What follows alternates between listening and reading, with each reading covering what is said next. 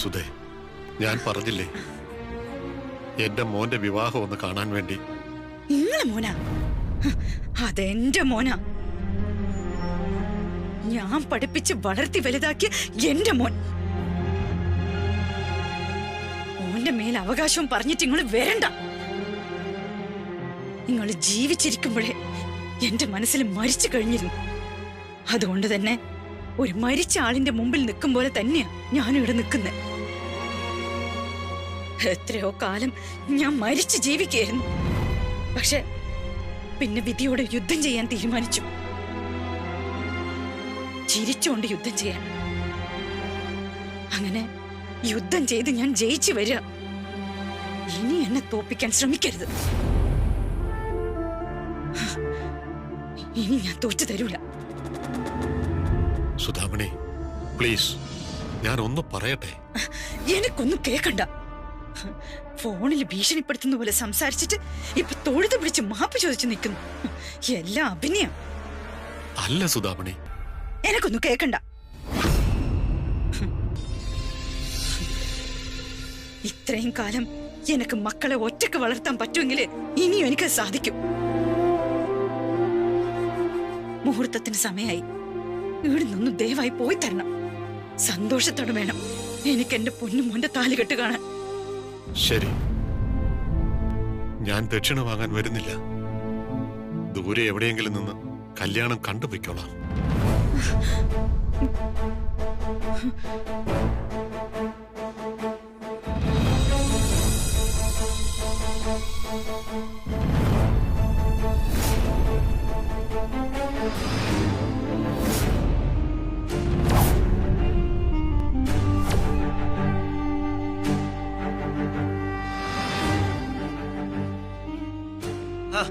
അമ്മ ഇവിടെ നിൽക്കായിരുന്നോ? മുഹൂർത്തമായി. അവിടെ എല്ലാവരും അമ്മ അന്വേഷിക്ക. അമ്മ എന്താ കരയുന്നേ? എന്താ അമ്മ കാര്യം പറ. ഒന്നുമില്ലടാ. ഇപ്പൊ അമ്മയുടെ അടുത്തുനിന്ന് പോയത് അപർണ ചേച്ചിയുടെ ബന്ധുവല്ലേ? അദ്ദേഹം അമ്മയോട് എന്തെങ്കിലും പറഞ്ഞോ? എന്തെങ്കിലും പ്രശ്നമുണ്ടോ? ഒന്നുമില്ലടാ മോനെ. ഇന്നലെ മുതല് ഓരോരോ വിഷമങ്ങളല്ലേ. അതെല്ലാം ആലോചിക്കുമ്പോ ഞാൻ അമ്മയോട് എത്ര പ്രാവശ്യം പറഞ്ഞതാ, അമ്മ അതൊന്നും ആലോചിക്കണ്ട. അമ്മേ, സമയം കളയാതെ വന്നേ. അവിടെ എല്ലാവരും അമ്മയെ അന്വേഷിക്ക. വന്നേ.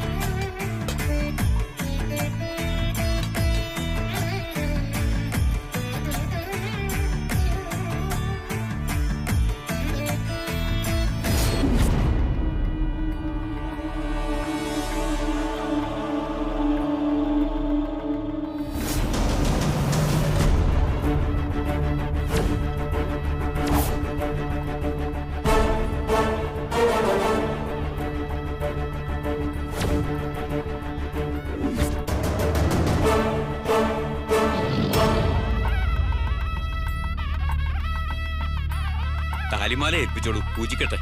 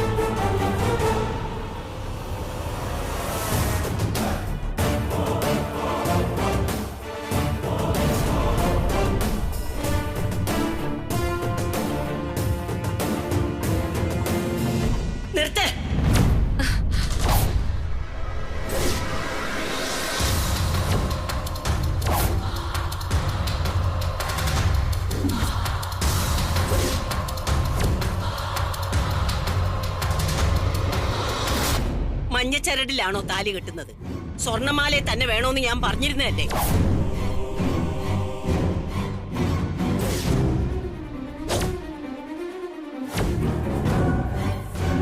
അമ്മേ, മഞ്ഞച്ചരടി താലി കെട്ടുക എന്നുള്ളത് വിശ്വാസപരമായി അംഗീകരിച്ച കാര്യമാ. അതെ, സാധാരണ അങ്ങനെ തന്നെയാ. ഇത് എന്റെ ചെറുമോളാ, ഞങ്ങളുടെ കുട്ടിയാ. അപ്പൊ ഞങ്ങളുടെ അഭിപ്രായമാ ഇവിടെ ഇപ്പൊ പ്രധാനം. നാട്ടുകാരും അയൽക്കാരും ഒന്നും പക്ഷം പിടിക്കാൻ വരണ്ട.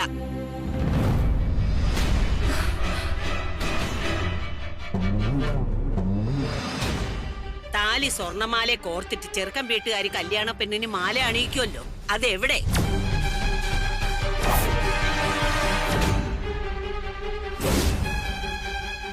പയ്യന്റെ അമ്മയും കൂട്ടുകാരിയും കൂടെയുള്ള സംഭാഷണം ഞാൻ കേട്ടു. ഒരു നുള്ളു സ്വർണം പോലും ഇല്ലാതെ പൊട്ട പൂജയായിട്ട് നിൽക്കുകയാണെന്ന് അപ്പൊ തന്നെ എനിക്ക് മനസ്സിലായതാ.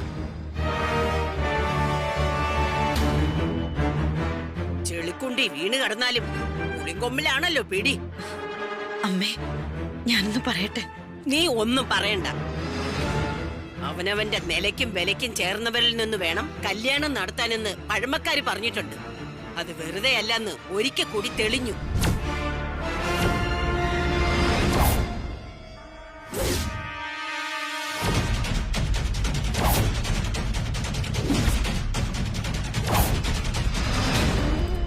മഹേഷേ, യാമിനി, ഞാൻ നിങ്ങളോട് പറഞ്ഞതല്ലേ ഈ കല്യാണം നമുക്ക് വേണ്ടാന്ന്?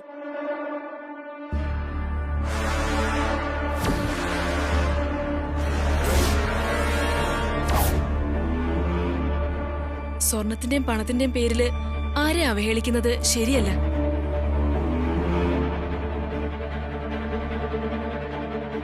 മുഹൂർത്തത്തിന് എന്നെ താലി കെട്ട് നടത്തണം. അമ്മ, ഒരു മിനിറ്റ് പ്ലീസ്. എന്താ സുധാമണി ഇതൊക്കെ? ഇതുപോലുള്ള മംഗളകർമ്മങ്ങൾക്ക് ചില ചിട്ടവട്ടങ്ങളൊക്കെ ഇല്ലേ?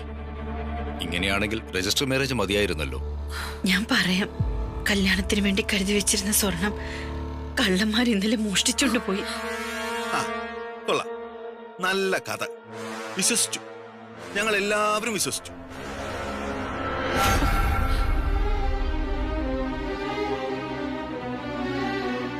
സ്വർണം കള്ളന്മാര് കട്ടുകൊണ്ട് പോയെങ്കിൽ എന്തുകൊണ്ടാ ഞങ്ങളെ വിളിച്ചറിയിക്കാഞ്ഞത്?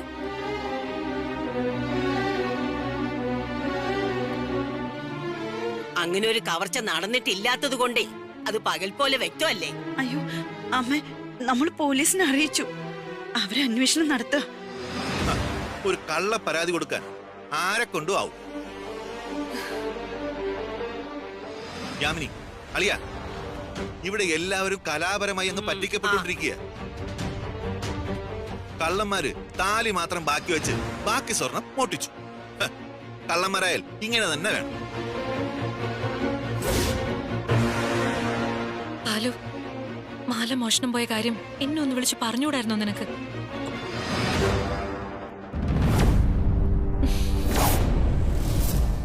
മഹേഷേ, യാമിനി, രക്ഷപ്പെടാൻ ദൈവം നമുക്ക് ഒരവസരം കൂടി തന്നു. അങ്ങനെ കരുതിയാ മതി.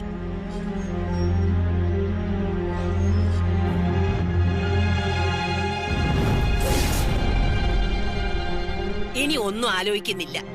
ചെയ്യേണ്ടത് ചെയ്യേണ്ട സമയത്ത് ചെയ്തില്ലെങ്കിലേ നമ്മൾ ദുഃഖിക്കേണ്ടി വരും. ഇങ്ങോട്ട് എഴുന്നേറ്റ് വാ. ഇങ്ങോട്ട് എഴുന്നേറ്റ് വരാൻ. അച്ഛമ്മേ, മാറോ.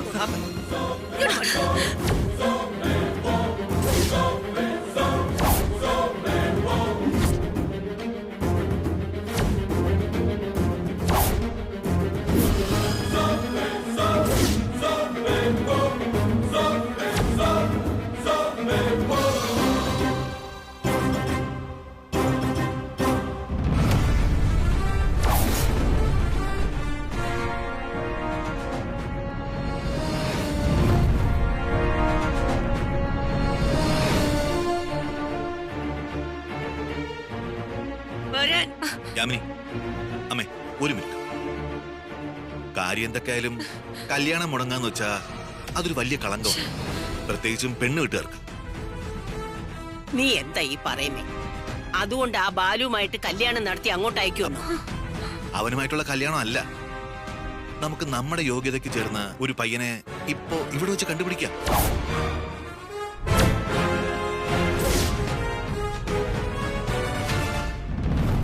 എന്നിട്ട് ഈ മുഹൂർത്തത്തിൽ തന്നെ വിവാഹം നടത്തണം. ഇല്ല, ഞാൻ സമ്മതിക്കില്ല, ഒരിക്കലും സമ്മതിക്കില്ല.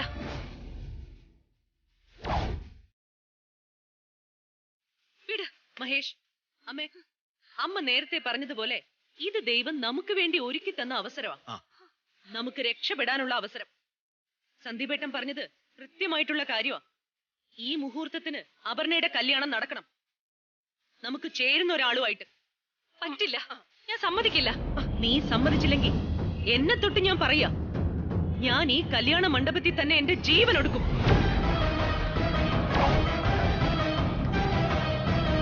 സന്ദീപേട്ട, നമ്മുടെ അവസ്ഥ മനസ്സിലാക്കി നമ്മളെ സഹായിക്കാൻ ആരുണ്ട് ഇവിടെ? ഒരാളുണ്ട് യാമിനി, നിന്റെ കൂട്ടുകാരി മധുമിതയുടെ മകൻ.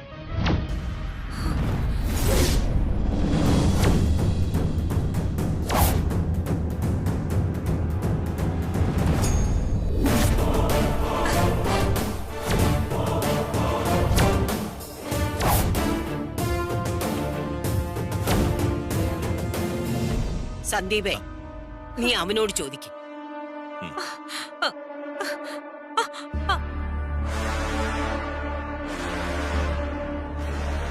കിരൺ, ഒരു പ്രധാനപ്പെട്ട കാര്യം പറയാനുണ്ട്, ഒന്ന് വരാമോ?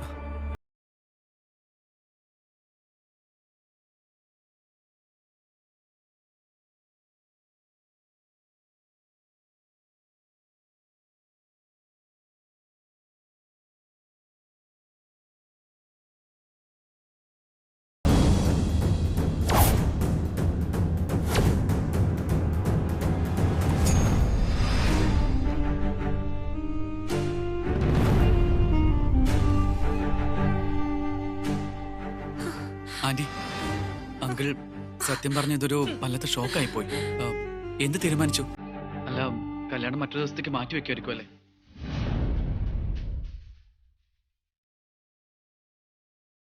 കല്യാണം നിശ്ചയിച്ച മുഹൂർത്തത്തിൽ ഇവിടെ ഈ മണ്ഡപത്തിൽ വെച്ച് നടത്തും.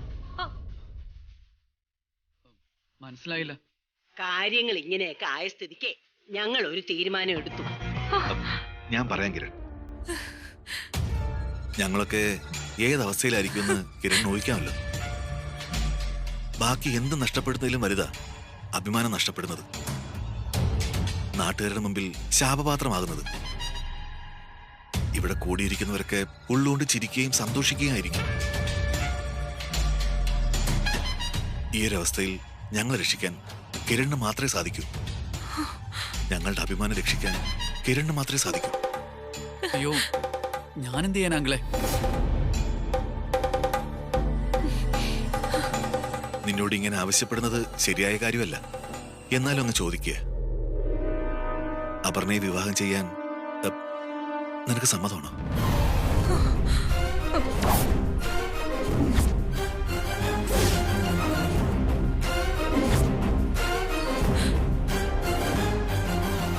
മോനെ, ഒരു കല്യാണം മുടങ്ങിയപ്പോ മുഖൻ രക്ഷിക്കാൻ വേണ്ടി നിന്നെ ബലിയാടാക്കുകയാണെന്ന് തോന്നരുത്. സത്യത്തില് നീയും അപർണയും തമ്മിലുള്ള വിവാഹം ഞാൻ എത്രമാത്രം കൊതിച്ചിരുന്നു എന്നറിയോ?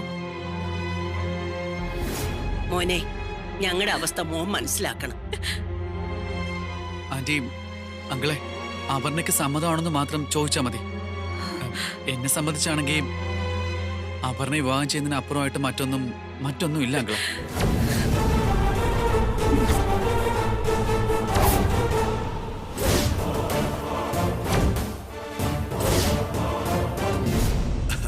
എങ്കിലും താമസിക്കണ്ട. അമ്മായി, യാമിനി, അളിയ, നമുക്ക് പെട്ടെന്ന് അങ്ങ് ചടങ്ങ് നടത്താം. മമ്മി, നീ മിണ്ടരുത് മോളെ. തീരുമാനം ഞങ്ങൾ എടുക്കും.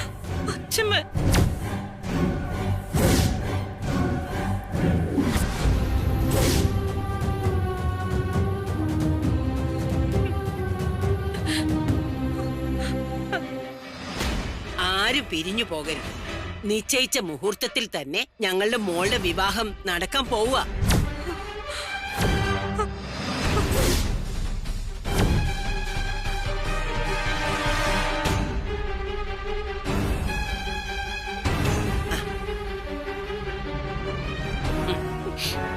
ദാ ഈ നിൽക്കുന്ന കിരണാണ് വരൻ.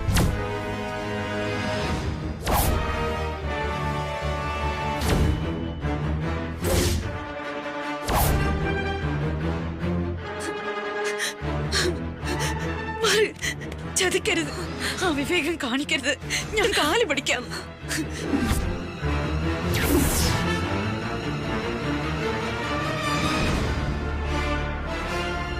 നമ്മളോട് ദയവ് കാണിക്കണം. ഞങ്ങളെ ദേവ് കാണിച്ചതുകൊണ്ടാ തടിക്ക് കേടുവരാതെ ഇങ്ങനെ നിൽക്കുന്നേ. തല്ലും തന്നെ ഇറക്കി വിടേണ്ടതായിരുന്നു. അയ്യോ, അങ്ങനെ പറയരുത്. ഞാൻ പറഞ്ഞൊന്നും കള്ളത്തരല്ല. കല്യാണത്തിന് വെച്ചിരുന്ന സ്വർണം കളവ് പോയതാ, സത്യം. അമ്മ ഇത് വിശ്വസിക്കണം. ഞാൻ കാല് പിടിക്കാം. ഇവരുടെ മുന്നിൽ അമ്മ ഇനിയും താന്നു നിൽക്കരുത്. ഒരു മംഗളകർമ്മം നടക്കുകയല്ല എന്ന് കരുതിയ ഞാൻ ഇതുവരെ ഒക്കെ ക്ഷമിച്ചത്. നീ യാചിച്ചെന്നു, യാചിച്ചത് ഞങ്ങളാ.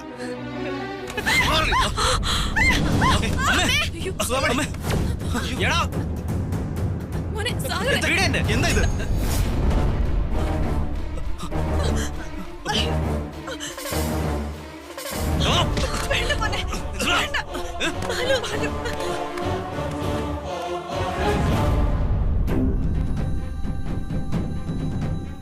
അപർണ, തീരുമാനം എടുക്കേണ്ടത് നീയാണ്. 2 3 പവന്റെ പേരിൽ ഈ വിവാഹത്തിൽ നിന്ന് മാറണമെന്നാണ് നിന്റെ തീരുമാനമെങ്കിൽ അതും ആകാം.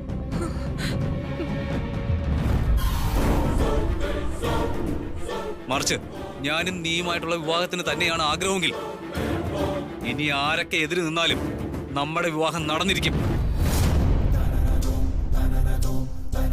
ഇവളുടെ വാക്കിന് ഇനി ഞങ്ങൾ ചെവി കൊടുക്കില്ല. മുഹൂർത്തം കഴിയുന്നതിന് മുമ്പ് താലികെട്ട് നടത്തണം.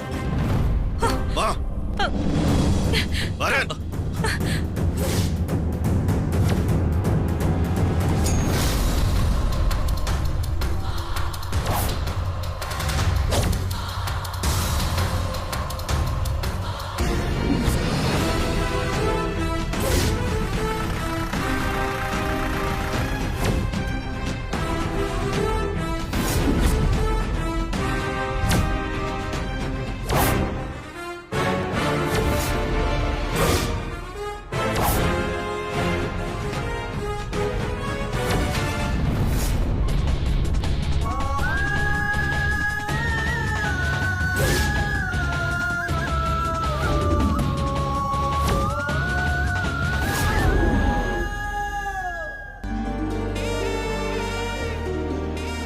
സന്ദീപേ, കിരൺ മോനെ വിളിച്ചോണ്ട് വാ. ശരി.